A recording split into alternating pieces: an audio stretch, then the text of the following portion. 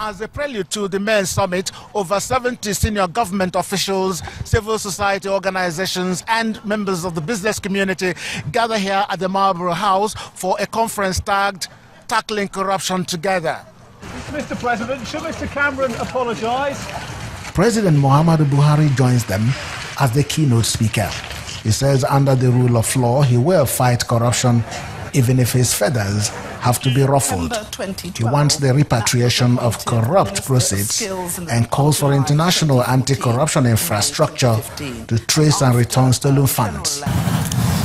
This evil practice is manifested in the plundering and stealing of public funds, which are then transferred abroad in secret accounts.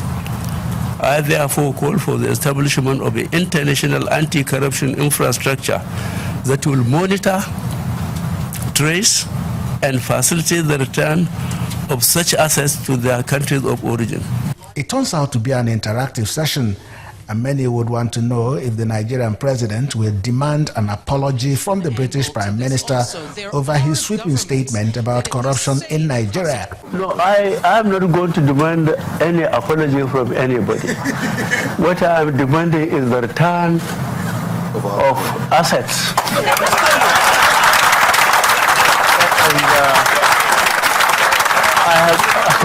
I have already mentioned how Britain really led and how disgraceful one of the Nigerian executive was. He has to dress like a woman to leave Britain and leave behind his bank account and fixed assets, which Britain is prepared to hand over to us. This is what I'm asking for. What would I do with apology? I need something tangible. The president's speech also elicited reactions from some prominent Nigerians at the conference.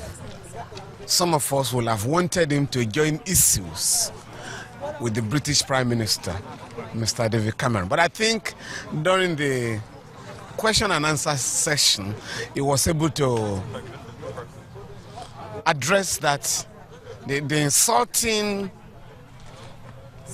comment. It's very important for us to come together in a day like this, because the fight against corruption cannot be done by one person. Nobody has a monopoly of knowledge to fight corruption.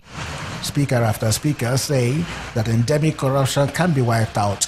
According to them, corruption is man-made and it is within man's capability to end it.